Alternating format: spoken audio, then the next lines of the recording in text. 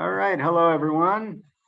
So we're this week we're on the chapter having to do with the rise of the axial age, and of course the axial age, as Graeber illustrates, derived from Karl Jaspers, a historian who took note of the concomitant rise of monotheism and new kinds of ideas having to do with spirituality, and that it coincided with the rise of coinage. And so this is a chapter that Graeber uses to illustrate the bullion phase of these big sweeps in history between bullion regimes and credit regimes, and that the use of coinage has a historic correspondence or alignment with warfare, because it's a convenient way of paying the soldiers. And when you add into the mix the markets that were able to emerge alongside of places where armies were positioned, Graeber is able to construct this military currency enslavement kind of system that he will ultimately argue is with us today, and that there's nothing inherently natural or inevitable about this, but it is certainly a human innovation because of the kind of compulsion that materialism can, and ultimately fetishism, that materialism can produce. And so this period saw a rise of or really the consolidation in the form of aristocratic or imperial regimes that that built themselves around particular ratios of value or bullion kinds of exchanges. So this time was one where there was a widespread adoption in the belief of mathematical ratios as being kind of the underpinning of the universe. But at the simultaneous moment, there was also the rise of ascetic traditions that rejected that very notion. And so Graeber uses the case of the Aegean, China, and India to show this simultaneous rise of a spread of currency, much of it detharized from the temples and then used to promote warfare and expansion and conquest, and then the simultaneous inversion of these very notions, and that will be in the form of Pythagoras, Confucius, and the Buddha, whose ideas wrestled with the contradictions in these kinds of systems. And so their work came out of the I guess schismogenetic collision of these imperial regimes and these ideas that are rooted in a particular system or regime of value, but offer inversions within them. I'm no specialist in any of the three areas, and so I'm taking the author at his word for the research that he's doing. What I like about the chapter is the simultaneous inclusion of these regions that in the heightened specialization that's happened in higher ed over the last 50 years has really dropped out of fashion. And so just returning historians' thoughts to these questions has already had a profound effect. I mentioned in an earlier session how historian John Weissmuller, I believe I got that right, Oxford, has put together a conference that resulted in a book that came out just a few months ago on debt in the Mediterranean world. And the task of that book was to see how well David Graeber's model held up for the ancient world when being applied by specialists who knew the field far better than he did. And their conclusions really confirmed the strength of the analysis, and they found it very eye-opening. There were some quibbles in some of the articles, but overall it was a ringing endorsement to the approach. And you know, and I think we're seeing a lot of the effects of these rethinkings happening. One of the things David often said was in interviews was that academics really needed a new ontology or a new reality, a new set of guiding principles or at least refusals from which to operate. And so he has given us such a gift by refusing to kind of just go the conventional route of academic specialization, and instead has opened up this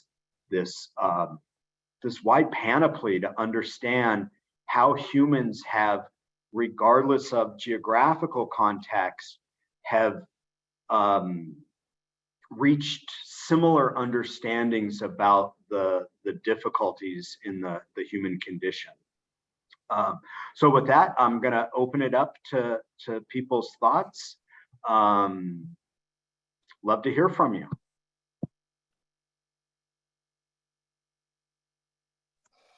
Yeah, Joseph. Would you be willing to type in the chat the name and perhaps the publication that you just referenced that examined Graeber's work specifically in the Aegean, please? Thank you. Yeah, let me do that. Hold on one sec. Anyone else want to chime in with some thoughts while I retrieve the title?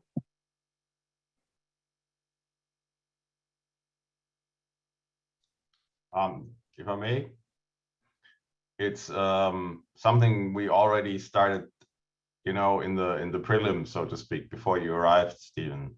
What I found, you know, this is a long, we remarked that this was a long chapter, everybody, you know.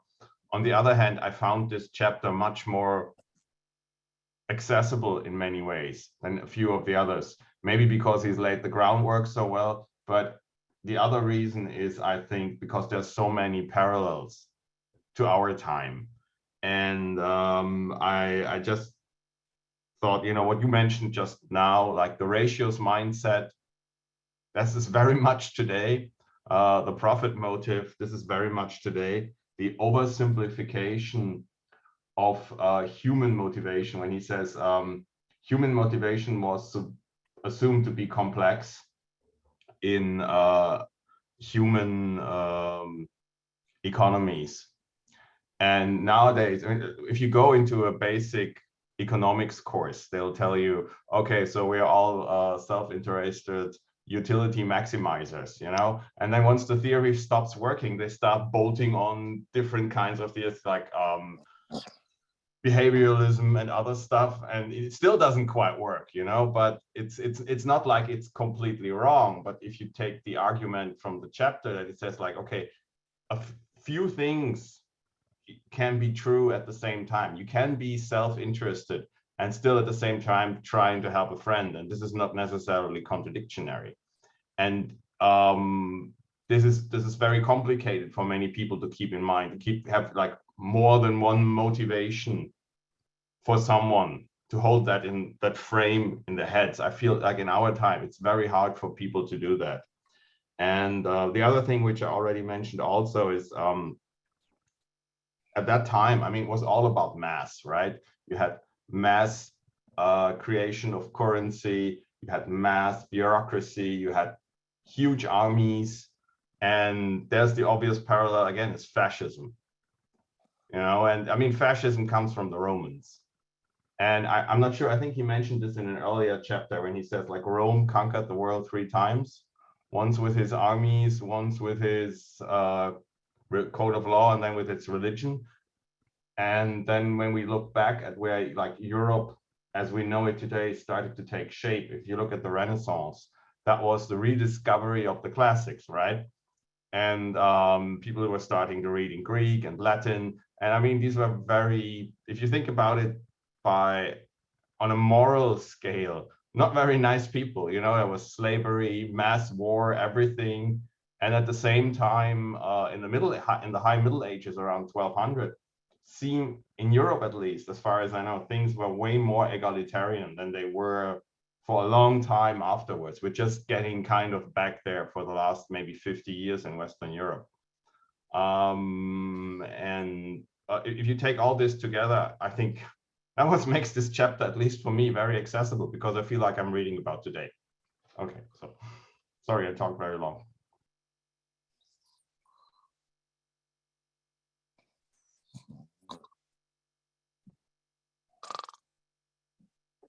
Sorry, Michael. I was gonna just voice some excitement for the word dethorized. I'd never really seen that word, so I looked it up. And you always know you're on the edge of the real creation of culture when you're reading the word, reading the book, and you're like, what's this word? I never heard of that. And you look it up and it's in the dictionary, and the dictionary gives an example, and the example that it gives is the sentence that you're reading. And you're like, oh my goodness, this sentence kind of re-invoked or almost created that word. I don't think that's quite true. I think it probably, if you go into the specialist, he does refer to the specialist literature as having that word frequently, but in like public culture circulation, this is the book that put that word. So dethorized as taking all the coinage and turning it into all the gold and turning it into coins. So like the comparison, like I guess what the axial age really, what explains it in many ways is that comparison he makes between the Phoenicians, who are just traders, and they are like going out and they use gold, their credit ways of exchange, they use credit and they use gold coins and all that. But it was really these other places where there was some kind of military conflict and you had mercenaries, and the mercenaries had to be paid. The soldiers had to be paid. And he kind of says, well, we always had war. So he says, no, this age has a very specific type of military that this, like the Greek soldier, the Greek trained soldiers in this sort of phalanx procedure. And because you're paying these mercenaries, you like say, okay, let's pay them in coins, or that the mercenaries literally come in and sack the temple, take all the gold vases and melt them down into coins. I mean, it's not really clear exactly all the different ways, but that the idea that coins go out there and it creates a marketplace. The early coins are maybe just created by anyone, but pretty quickly governments or states or the powers that be realize, oh, this whoever makes money, makes coins is a big deal. We're going to make sure it's us, right? I mean, if you see what the idea of Bitcoin is, this imagination that you could make another coin or something, you know, that somehow you could do coinage, you know, leave whether or not cryptocurrency really was another form of currency, or whether it was basically a tulip where you could invest in it and it was supposed to go up, or really the idea that there wasn't much value in it. It was basically a speculative kind of framework is largely what many people would start to think now, that it didn't have some kind of real underlying value. Whereas, at least in some sense, the gold did seem to have some type of underlying value, but it certainly had definite value when it could be exchanged. So that coinage then circulates everywhere. The government can tax it, and it creates, there were already markets. Maybe people could answer this question for me, or we could have a debate. To what extent does the coinage create the markets, or does what extent the coinage amplify the markets? Because I've also read some places otherwhere in David Graeber where he looks at the military state wants to create coins to be able then to tax, fund its military and continue on. So I guess there's several perspectives. What is a coinage from the perspective of the state? What is coinage from the perspective of the mercenary? What is coinage from the perspective of the camp follower or the person who's going to sell to a mercenary or sell to people who are things? And then what is coinage? This other idea, which Steve has kind of raised in previous sessions and in this session, that suddenly at the same time, there's all these religious outbursts and this kind of philosophies. And so maybe that's the kind of question we can also explore, that this burst of enthusiasm creates also these religions. So what is coinage to a Buddhist monk? What is coinage to a Pythagorean mystic? What is coinage to a Confucianist? And all of the and so what is the relationship to that somehow creates these types of framework? And also this question of materialism. How does this emphasis on materialism, emphasis on coinage, result in materialist philosophies that say, I mean, I guess in the book, I got the sense that Graeber starts saying, here's books about governance of the state and all this kind of practical strategies, and then moves into how all the religions are also at some level materialist. So those are some of the questions it raises for me.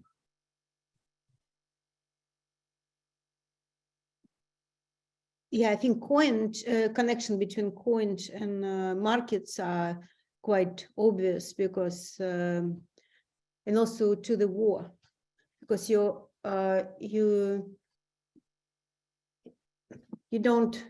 separate value, you make value very simple and very kind of transferable and exchangeable.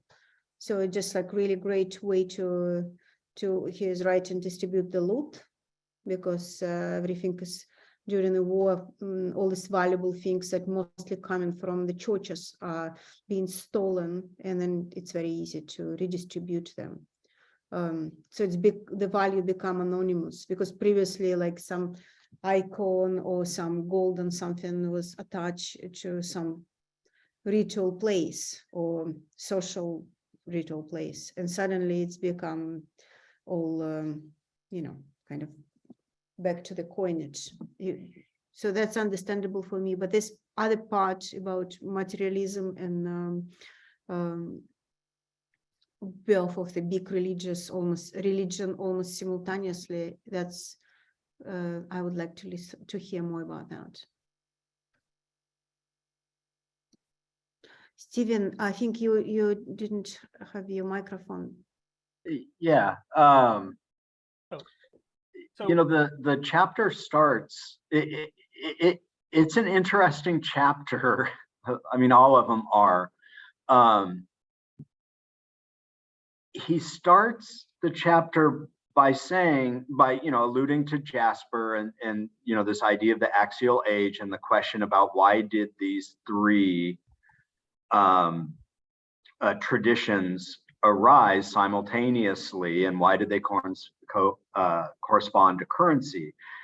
What I find interesting is he starts it by describing them as wandering mystics and even ascetics, and he uses the term dropout culture, and these wandering sages, and this does sound very, very Old Testament, very New Testament, and of course with the Buddha and Confucius, there are lots of parallels there. So why then the simultaneous rise of coinage, which seems to be the antithesis of that? And I think what he's getting at, but it didn't become fully pronounced until Dawn of Everything, is he's identifying Pythagoras, Confucius, and the Buddha, and I guess you could include the Abrahamic, or Judaism is Abrahamic, Jesus and Islam as well. They all have this similar kind of ethical asceticism, but it's an ethical system first and not a state system. And so when and if that ethical system, that system of knowledge, because it's a Gnostic system ultimately, when it fuses with a system of violence or sovereignty, a tradition of sovereignty based on violence, then that moral dilemma happens where people are living on the one hand for their own moral sort of, immaterial value, but are simultaneously part of an imperial regime that is dedicating or coercing their bodies to produce this material value. And I think that's why the axial age is so revolutionary, is because there is this simultaneous material compulsion that if you don't submit, you'll be enslaved or ruined. And yet this embrace of, what we would, I think, call immaterial value, or the simultaneous embrace of the human aspect of the economy, while there's this separate, materially driven kind of warfare. And the axial age, it hasn't yet fused as a system, but the unleashing of the ideas of asceticism and wandering, I think, can be taken advantage of in ways where, if these are wandering soldiers who are perpetrating violence, they can then raid the temples and basically use piracy to create what will become a structure of violence that, when it fuses or co-opts or captures the kind of ascetic elements and is able to reframe them in material ways, then I think you've got the kind of static fixed system that we have today, where we are really, I think, living the legacy of these 3 Roman invasions. Yeah, Steve. I have a slightly different take on the simultaneity of the 3 civilizations that we're talking about during the axial age. And it all derives from, I think, what David Graeber focuses on implicitly, which is the disruption of trust relationships brought on by war and professionalization of war. Suddenly you have huge migrations of people. You have the leaders of different communities being taken out from where they live and brought to the center, the city that's central to the empire or kingdom.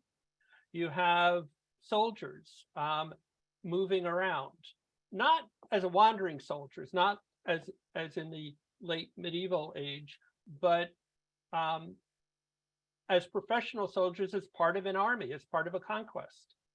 How do you deal with the uncertainty? How do you deal with the absence of trust relationships?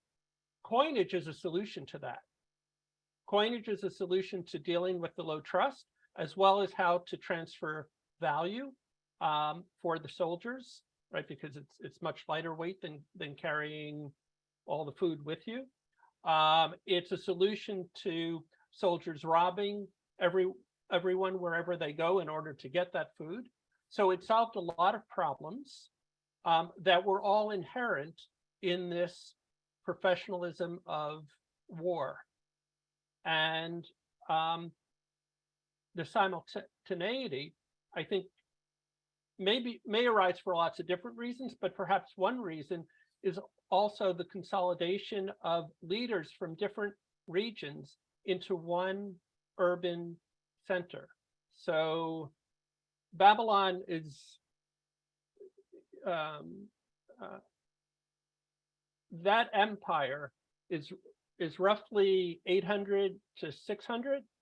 And so when they're bringing in people from all over the region, they're trading with other kingdoms, other countries. There's trade going on. It's slow, but there's trade going on between China and the Middle East and Egypt. And I think you now have people who are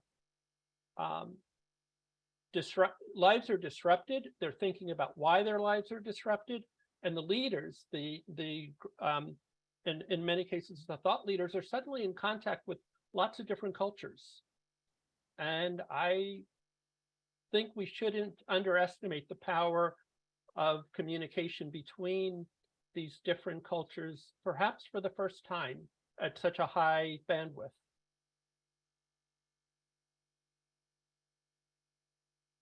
In fact, he says that debt crises are introduced into Egypt around 1600 BCE, and it wasn't there before, and that's around the same time as the Hittite invasion into Egypt.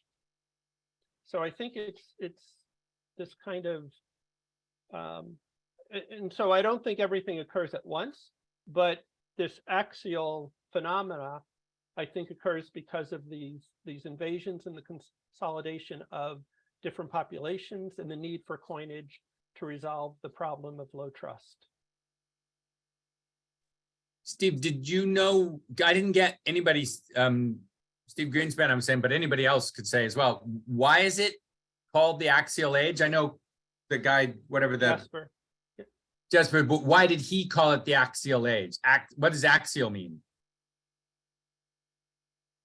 So that's a good question. My interpretation of it has always been that it's the pivotal age. It's, from his point of view, he's thinking about really European culture and its predecessors. And so you have the you have a number of major religions suddenly bursting forth with this new idea of individuality and an individual's relationship and moral relationship to each other. That's my understanding of it, but Stephen, maybe you have a better sense of that? I don't have a better sense. I was quickly looking up to see, how he originally used it, but I haven't had a chance to read it. I mean, my take would be yours, and but I'm not sure.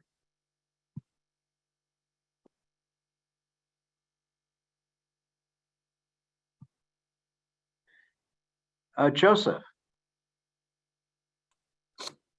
I would like to see if I can summarize this chapter and then also ask a question about how a synthesis between the utilitarian materialism that arose alongside this military coinage slavery complex and the pushback, the antithesis, which was all of these Confucianism and the Greek mystic philosophies and the pushback to Kautilya, I forget who it was in India. But basically, I understand that coinage arises somehow.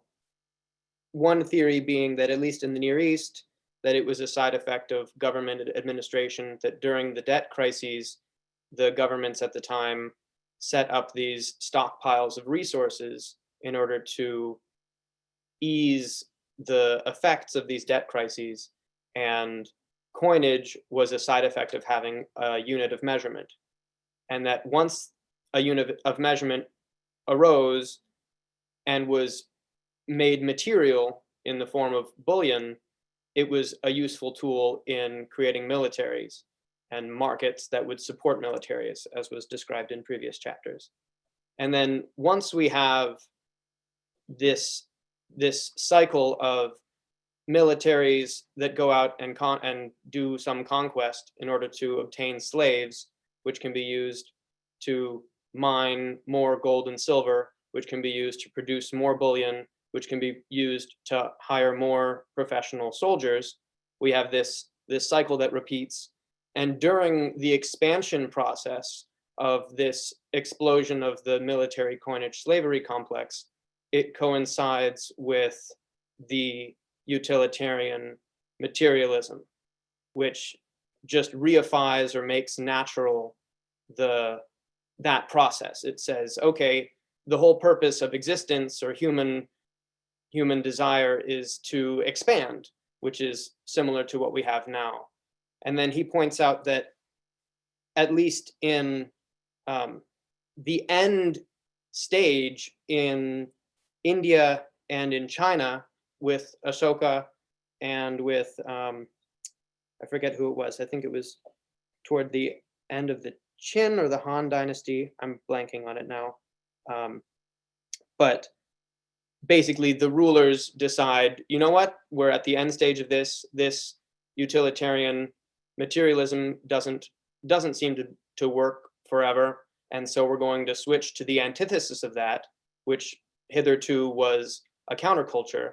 And so they say, instead, actually, we're going to reject the materialism and we're going to go instead with Buddhism, or we're going to go with Confucianism. And that the conclusion of that was that switch was only successful in China. In India and in Greece, that switch wasn't able to prop up the empire. But so then the conclusion, as I see it, is that today we still live with this dichotomy between utilitarian materialism and you might call it the mystic, spiritual rejection of materialism that puts value on universal love and giving and sharing, and that we haven't yet found a synthesis. And so I wonder what that might look like.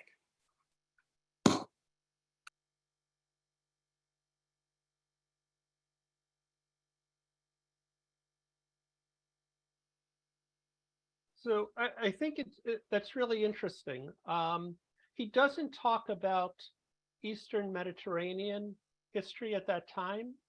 So this is, I guess we have writings of it from Isaiah to Ezekiel, but they are searching for that synthesis, right? They're, at the one hand, they're not saying that merchants are bad, but on the other hand, they're saying that greed is bad, right? And I'm not saying that they've achieved it, but I think there's clear patterns in their writings that suggest they're searching for some way of reconciling the two. And the history of those kingdoms at that time are flipping back and forth between monarchies of great corruption, and then prophets who come out and say, this is terrible, we have to change this, until the whole thing collapses.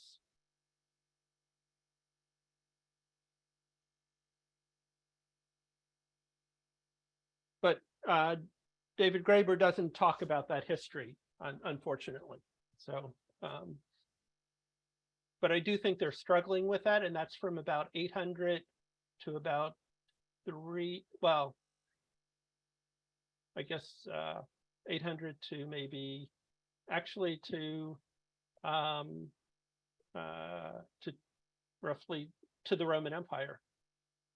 So from 800 BCE to the Roman Empire, they're going back and forth, but especially during 800 to say 500 BCE. If I may interject here really quickly, I'm not really sure that this is I mean, they're basically struggling with it from the word go, because there's this part where he describes the origin of Greek philosophy in the city of Milet. Mm-hmm. And basically they're the first to have coins, and they're the first who have philosophers. So it's right there in the beginning. You know, you might even say it's based on a level, it's fully realized already from the word go. But once the process gets going, it's really hard to stop it. And I think in the case of the Roman Empire, what he also describes is the thing was basically, as long as you had the plebs, you know, who got handouts from the state, they had time to be professional soldiers. But for the state to have money to give to the plebs, they would have to go out and steal more and enslave people so they could work their farms, so more of them could be soldiers. And then you have this expansionary mechanism. And it's a bit like the problem what we have today. Can we grow forever, right? And then there's a stop, and then the whole thing breaks down. And then there's the moment, you know, these theories and ideas, they have been around the whole time because people aren't stupid. You know, they realized basically from the word go, this is not going to end well, right? But the people in charge didn't really need to listen. Pretty much what we have now with climate change, right? So we're going to keep going till we absolutely cannot do it anymore. And then, you know, all these ideas that are in the drawer, you know, of your desk, they all come out. And I'm not even sure if it's necessary. The ideas that we ended up with, that they were this original, maybe there have been, you know, similar kinds of ideas through the centuries that just got lost. Because again, you know, these people were not dumber than us. They probably figured all this out really early. And if you had the right idea at the wrong time, I mean, you just end up in the circus, right? Which pretty much was what happened to the early Christians. And then, so I guess what I'm trying to say is, you know, that the struggle was there from the beginning. And only once the economic situation became so dire that you couldn't go on, there was like change allowed to rise to the surface among the people who controlled the empires. Mm-hmm.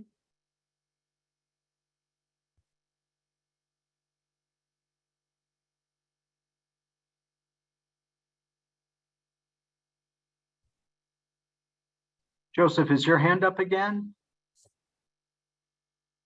No, okay. Yeah, I wanted to respond to what Stephen Greenspan said a moment ago. What you said reminded me of footnote 81, which at least in my version is on page 439, and it's referring to the very last page of this chapter, where Graeber is talking about a good word for escapism, and talking about the religious movements that, yeah, anyway, he talks about, the footnote here reads, Philo of Alexandria, writing around the time of Christ, says of the Essenes, not a single slave is to be found among them, but all are free, exchanging services with each other, and they denounce the owners of slaves, not merely for their injustice in outraging the law of equality, but also for their impiety in annulling the statute of nature. The Therapeutae, another Jewish group, rejected all forms of property, but looked on slavery to be a thing absolutely and wholly contrary to nature, for nature has created all men free. The similarity to Roman law ideas is notable. Jewish groups are unusually well documented. If similar sects existed in, say, Thrace or Numidia, we probably wouldn't know. Is that kind of the same? Is that what you're talking about? Perhaps not. I don't know. I think it's related, but I think this trend, at least as far as we know, really gets documented, I should say. It may have started much earlier, but it is documented starting around 800 with Isaiah's writings. And it's constantly going back and forth. You can interpret the 5 books of Moses as a tension between egalitarian and authoritarian biases. But where you want to place that document or where you want to date it is somewhat controversial, right? So I'm not going to even try. Somewhere between 11th and 8th century, I guess. But there's the clear tension there between materialism and spiritualism.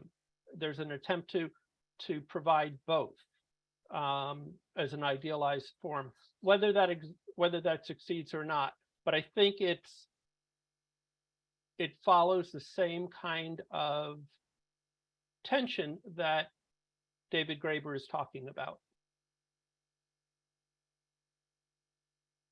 And it doesn't, and it ends with, the complete destruction of that area by the Romans, and gets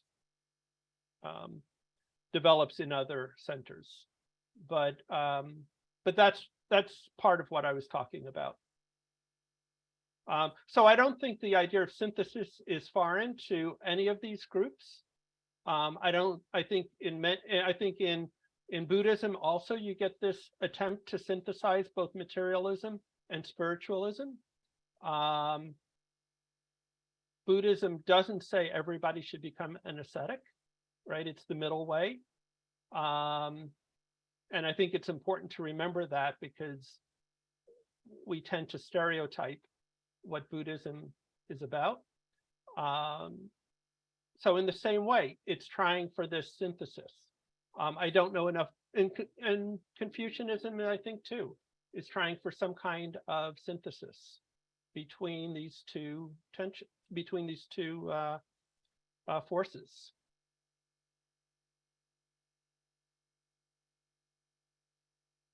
I don't know that anyone succeeded, but it's a tension throughout.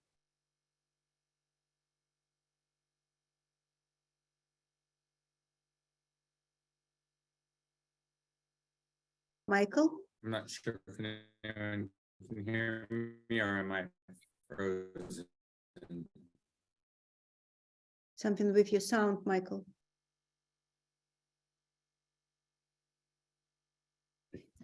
I think Michael. Yeah, I think maybe he's frozen. Okay. Yeah. La la la la. Can you hear There me? you go. Sorry, I was like, I was not frozen. It was all of you that were frozen. I can guarantee you that. You're all phonies pretending that it was me who was frozen. This is a case of scapegoating. Oh my goodness. Yeah, so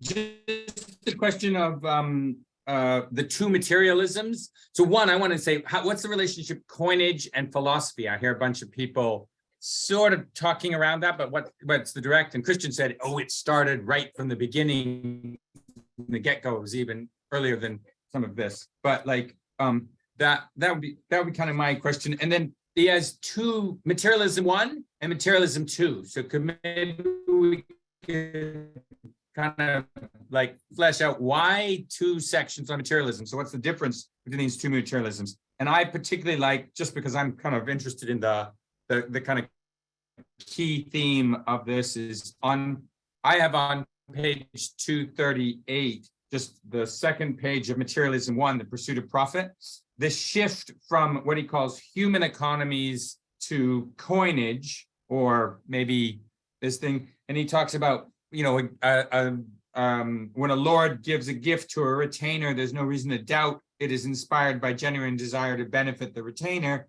even if it's also a strategic move to ensure loyalty, acts of magnificence. There's no sense of contradiction here. Similarly, gifts between equals are often fraught with many layers of love, envy, pride, spite, communal solidarity, or any dozen other things. Speculating on such matters is a major form of daily entertainment. You can see people gossiping about something like that. But what's missing, though, is any sense of the most selfish or self-interested motive is necessarily real. Those speculating on hidden motives are just as likely to assume someone is secretly trying to help a friend or harm an enemy as acquire some advantage for him or herself.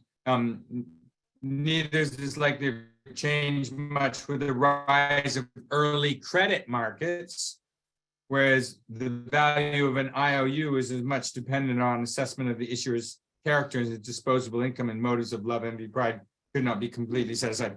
But then he goes on to say cash transactions between strangers are different and all the more so when trading is set against the background of war and emerges from disposing of loot, provisioning of soldiers, when one often has best not.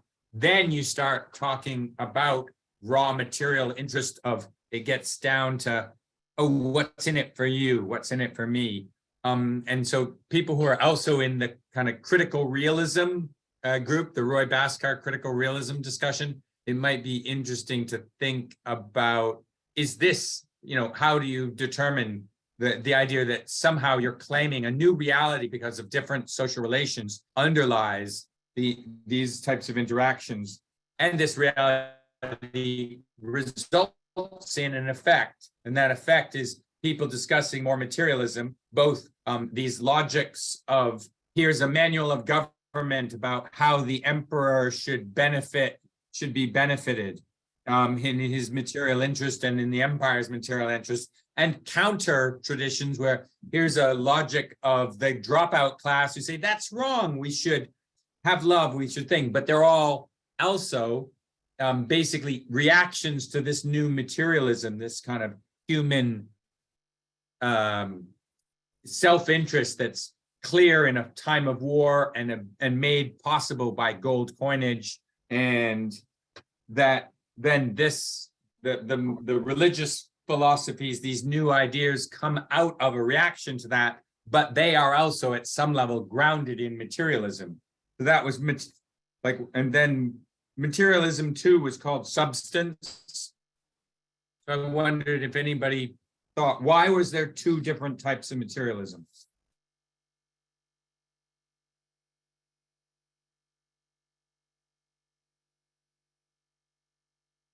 I'll try to answer. I think so if you look at the subtitles, the first one is the pursuit of profit. And so that to me indicates kind of like an aspirational goal, like, a purpose or like what basically, the compelling motive force of living. And under the axial age and bullion, it became a quite literal kind of materialism where it was the pursuit of bullion ultimately, though other human economies still existed. There was this innovation. The second one, where materialism to substance, I think what he's trying to get at there is that that's the other side. You've got what motivates people to do things, and then you've got the basic structure of their belief system. And if the basic structure of their belief system is one of there being a substance, a material substance that is the body, that is separate from the spirit, then it creates a more material substance-based, temporal-based understanding of the human condition. And it couples it to this more imaginative thing that we live for. So basically it's a way of maybe not resolving, but at least managing or navigating the tension between what do we believe that we live for? What is it that we believe that we're here for? And then what is it that we believe that we are? And where is the human condition in that? So both of them, kind of what we've been talking about here, that these systems, they offer both a kind of materialism but they don't necessarily require a person to believe in a particular substance. But I think what he's getting at is that in these three cases, India, Confucius, Asoka, and Pythagoras, that all three of them believed in there being in a basic unit, a substance of reality, whereas, which is a very Parmenidean kind of take. Whereas if you look at the Heraclitean alternative to that, the kind of Bhaskarian critical realist approach, there really isn't a substance, there's just motion. And there's transcendence, etc. And so there's constant flux there, and there's meaning being constructed out of the flux. But in this more Pythagorean materialist notion, there's the consecration of the body. And so there is like a material substance that is separate from spirit, which then allows for the kinds of ideas that will of course become pronounced with Descartes of, you know, mind-body opposition, which then allows for new kinds of enslavement because the body can be enslaved while the mind is not, etc.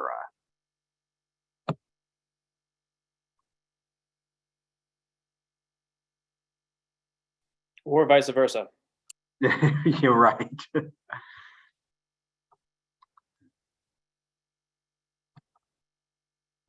I was on strike yesterday, setting my mind free from the university.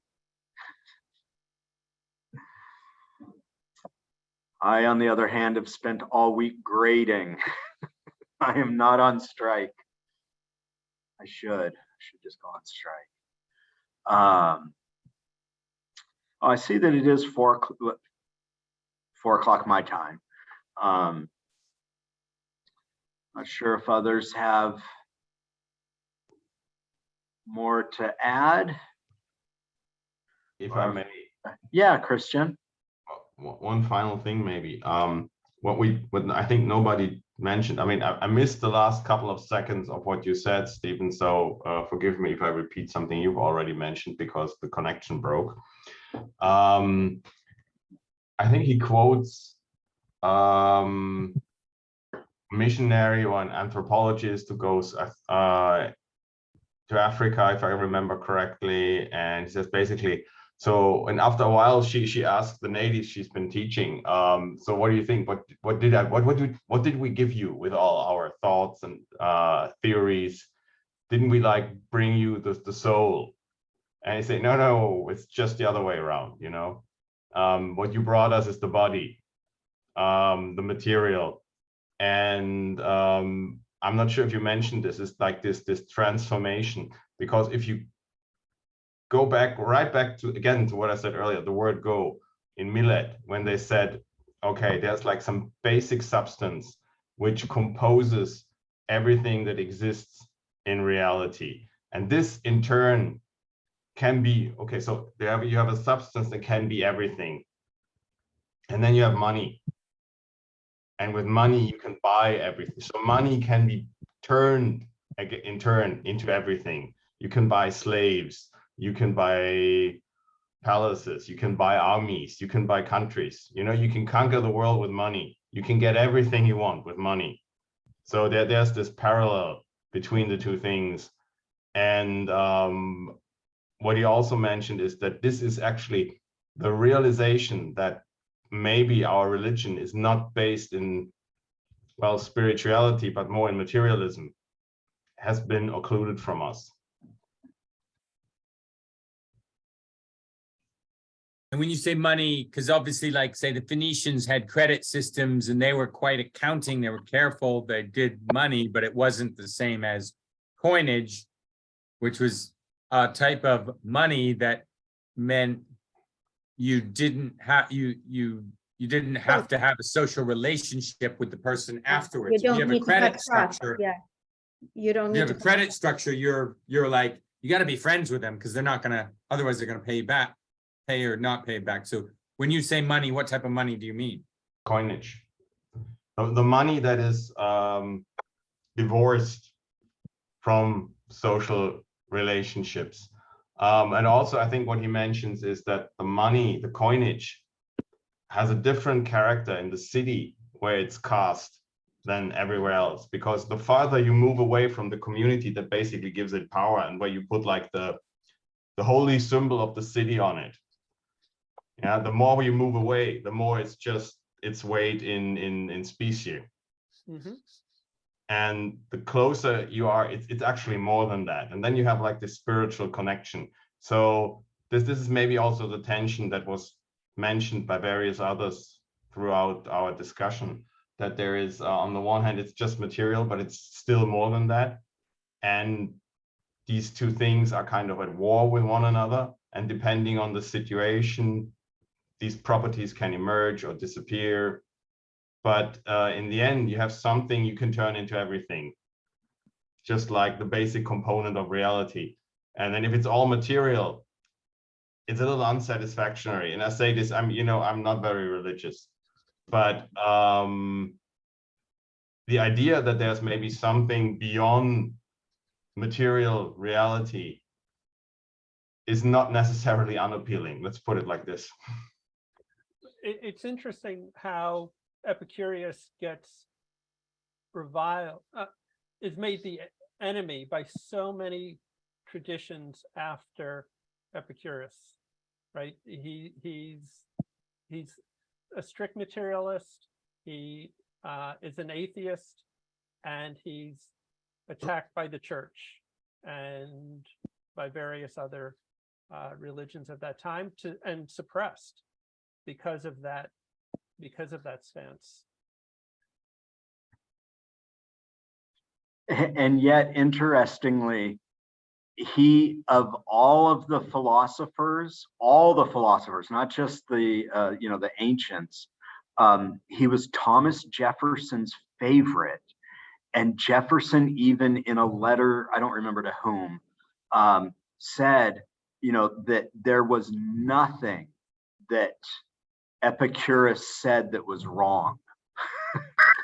And it's an interesting take. It's interesting, especially from him. Yes, that's interesting. Thank you. Steve, I don't know if you had a chance to look at all the stuff in the chat. I don't know. Hi, Paula. Not sure. You might have an echo going. Oh, that's great. So I don't know if you hadn't looked at all the stuff in the chat. Is there anything that we've kind of missed or questions we haven't answered in the chat? And then I had a question about what people thought of the bit where he kind of said, like the the IWW song, and you'll have pie in the sky when you die. That's a lie. And David Graeber kind of undermines a little bit of that. He says, look, this Exodus idea, freedom is about running away. So people leave. That's one of the best ways to be free of oppression. You just leave and go somewhere else. Exodus or defection. But what happens when you can't? And that maybe these religions offer something. What did people think of that? That's kind of a bit of I'm sure that would be controversial amongst a bunch of people who have been like dismissing spiritual freedom for a long time as not material enough.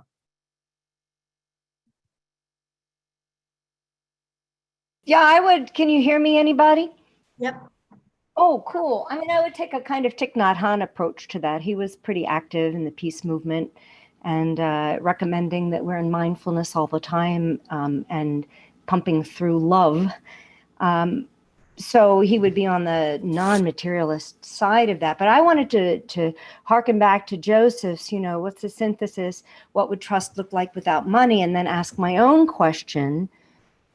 I can't find de-thesserize. I don't know if somebody could elaborate on that, because maybe that's the ticket. Because that would, once you say, okay, the dollar bill doesn't mean anything anymore, then we have that opening for some kind of synthesis that does not base itself on the existing centers of power in our current dilemma.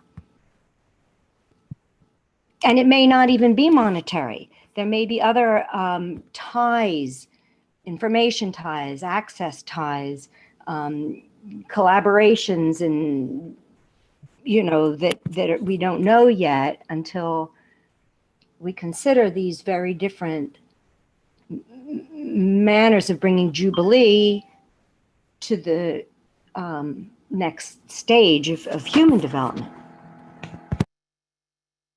Yeah, Paula, you've spoken to an issue that is near and dear to the heart of no pun, of Keith Hart, the anthropologist who was a close friend of David Graeber's, and who was instrumental in sort of rescuing David from the grips of bureaucratic university nightmares.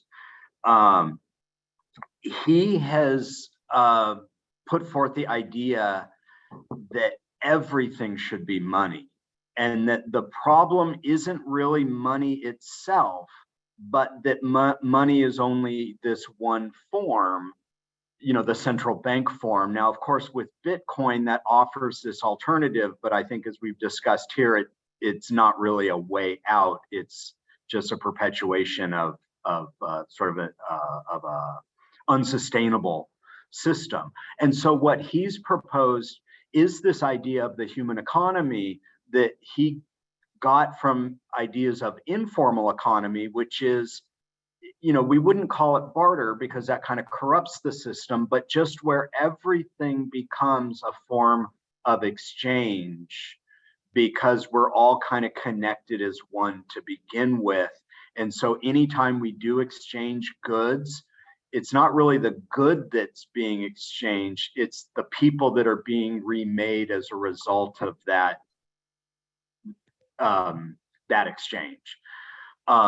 So yeah, this is I think one of the directions and one of the things that I think the left, where David has been so important, is he's you know, his work and others like his offer a critique that doesn't say abolish money. It kind of goes beyond that and says, why not democratize money and make everything money? Because then we're sort of operating outside of a system that reduces everyone to this one particular value form. And so he elsewhere calls it, you know, 1,000 totalities, kind of sort of riffing off Mao probably, where instead of 1,000 flowers blossoming, it's 1,000 totalities coming into being. And that word dethorized is probably the key to that, saying that, because we were talking about it earlier, obviously, as a word you had to look up in the dictionary, but like to melt down gold and gold ingots and the various forms of currency that were part of a type of trade where you had to build a relationship because someone was going to pay you back, you were going to do something, into just coins, which you gave to a community that could quickly change money and they never saw each other. So the relation of humans doesn't matter in the exchange. I get as much as I can for coins, for you get as little from you, and you try to get as much as you can, and we make the exchange, and that's it. And there's no relationship afterwards. So it really just becomes about the object, as if the value was in the object. Whereas in a social economy, the value is never really the object. The value is the world that the object creates by transferring between people. You know, if you say, I give my mother a coat because there was 2 coats, so the supply was high and there was low demand, there's just one mother, that doesn't really get into it. You give your mother a coat because you don't want your mother to be cold, right? You care about her, you don't, you know, so, but in that kind of coinage dethorized system, you know, the money is just, you know, I get as much as I want, you get as little. And that maybe that word, which we all had to look up, I'm sure some of you didn't, I had to look it up, but is that kind of claim that coinage and militarism are this transition point, which really makes materialism come out, because it's really the raw material of human life that you're left with, rather than the social relations, and you're dividing out a spirit versus the material thing of another human is just material, like a slave or something. What happens to the concept of debt under that system? What do people owe each other? So yeah, I can speak to that. So Hart is a big fan of Marcel Mauss, just like David was. Mhm. And so they both basically start with the premise that life is a gift relationship, and that when you give a gift, so there's no debt, there's just gifting. Mhm. However, when you gift something to someone, they, the receiver, feel a burden to repay that gift or to reciprocate. And so reciprocate is one of the words that'll come up, but then they'll usually sort of unpack that term because it can be used in ways that does. So what it comes down to is the level of reciprocity one feels as a result of that gift basically depends on the pre-existing hierarchies that are already in place in a community. So any kind of gift giving really requires first an understanding of the community and the whole context of the community. And so this is where like Terence Turner's work comes in, at least for Graeber's influence, where if you're going to define a field, even to understand something as simple as a transaction in a non-capitalist economy, you've got to think of it in terms of a gift, which then means you've got to understand the whole cosmology in order to understand where in that cosmological field of inversions that particular gift giver is in relationship to that particular gift receiver. So it's basically a theory of, oh, it always depends. Oh, it always depends. And there's a complexity to it, but there's also a real simplistic elegance because it all comes down to the way that the field gets defined in ethnographic terms, if it's done sort of in an ethnographically honest way. So yeah, Dethoris, the couple different ways to spell it. I did a bunch of searches on JSTOR for different spellings of it, found nothing. So there are no academic articles yet, at least that JSTOR covers, where that's appeared. And then I played around with different spellings, different like as a noun, as a gerund, etc. And did find some studies from 1522 where the term is used in reference to sort of temple, monetary, ecclesiastical wealth. Yeah, I mean, these are wormholes that that keep me from writing. Yes, but they're fun. I'm glad you're doing that research to share with us. I mean, this is, I live for this stuff. I think it's strange. Yeah. And you know, I mean, I will spend hours on JSTOR just trying to like track things down. Okay, we're over. So I'll say my goodbyes. Our next one's 2 weeks from now, where we'll do the next chapter, which is, I believe it's the Middle Ages. Which is very long. Is it long? Yeah, I think it's the longest in the book. Oh wow! You're referring to the chapter and not the actual Middle Ages, which just went by like that. Exactly. Yes. Well, right. I know, it's such a nice corrective. And even though at the time he wasn't calling this a project, at least in interviews or in his published work, he wasn't calling this an effort to decolonize the Enlightenment, but it's so clearly this effort to reorient the origins of capitalism to something prior to the plague. And you know, that alone is a novel contribution. I mean, this book was published by a small publishing house in Brooklyn, and it's now created Oxford University Press responses. Like, it's just so it's such a wonderful story. Yeah, it's amazing. About about how, you know, how learning can happen. Okay, so yeah, let everyone go. Thank you. Should we, Steven, just Yes. one question. Should we do half chapter, like why I not brought the it up. whole chapter 10, but only half of chapter 10? And we will correct it on the reading group at.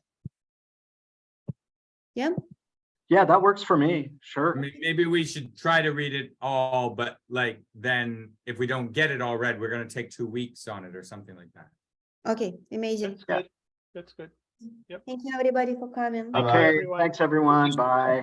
Bye. Thanks.